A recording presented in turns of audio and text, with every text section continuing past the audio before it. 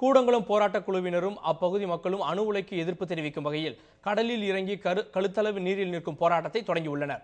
3000த்திற்கும் மேற்பட்டோர் கடலில் இறங்கியுள்ள இந்த போராட்டம் குறித்து கூடுதல் தகவல்களை தொலைபேசி வாயிலாக தருகிறார் நமது நெல்லை மாவட்ட செய்தியாளர் முத்துராமன்.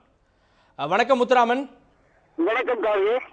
இந்த கூடங்குளம் அணுமின் நிலையத்தை கண்டித்து பொதுமக்கள் இன்று கடலில் இறங்கி கழுத்தளவு நீரில் நின்று போராட்டம் நடத்த திட்டமிட்டிருந்தாங்க. இந்த போராட்டம் எப்படி நடந்துட்டு இருக்கு?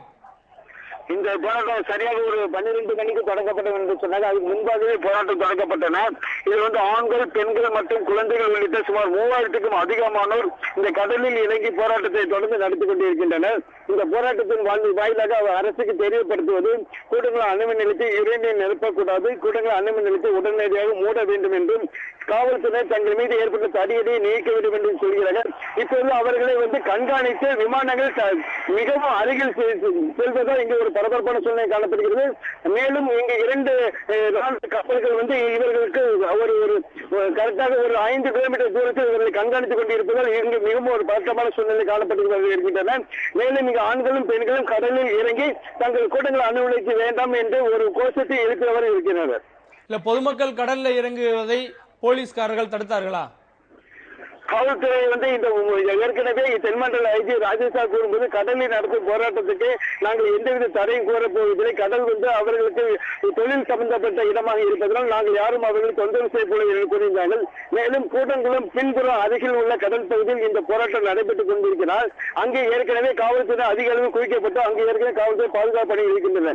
மேலும் கடல் வழியாக உதயகுமார் மற்றும் புஷ்பராயன் அணை யாரும் இந்த போராட்டத்தில் கலந்து கொள்ளக்கூடாது என்பதற்காக 2 கடற்படை ரோந்து கப்பல்கள் இந்த போராட்டம் நடக்கும் இடத்தை சுற்றி கொண்டே இருக்கின்றன. மேலும் ராணுவ விமான ஹெலிகாப்டர்களும் இந்த போராட்டம் நடக்கும் இடத்தில் தாழ்வாக பறந்து அவர்களை கண்காணித்துக் கொண்டிருக்கின்றது.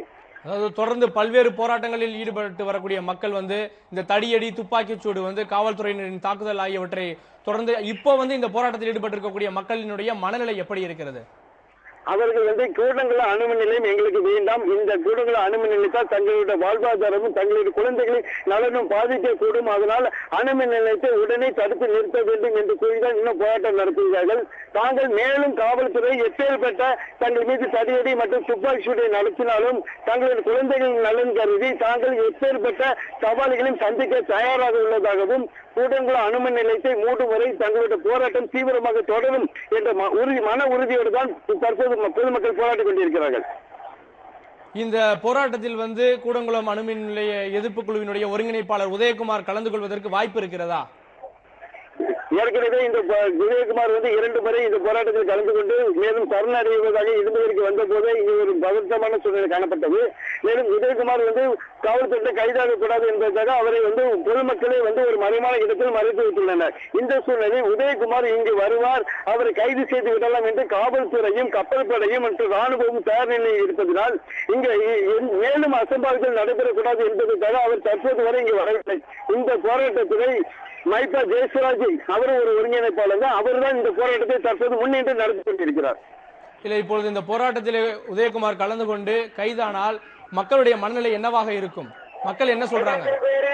மக்கள் உதயகுமாரை தாங்கள் கடவுளாகவும் தங்களுக்கு போராட்டம் தங்களுடைய வாழ்வதற்காகவும் அவர் தங்களுக்காக போராடியவர் என்றும் அவரை கைது செய்ய விடமாட்டோம் என்றும் அவர்கள் உறுதியாக உள்ளனர். மேலும் அவரை கைது செய்யும் நடவடிக்கை ஏற்பட்டால் இங்கு கலவரம் ஏற்பட வாய்ப்பும் உள்ளது. மேலும் இந்த பகுதி மட்டுமின்றி கூடங்குளம், இருந்தகரை, கூட்டப்புலி உள்ளிட்ட பல்வேறு பகுதிகள் நடக்கும். இங்கு திரும்பவும் ராணுவ ஹெலிகாப்டர் மிக வேகமாக அவர்களை கண்காணித்துக் கொண்டிருக்கிறார்கள்.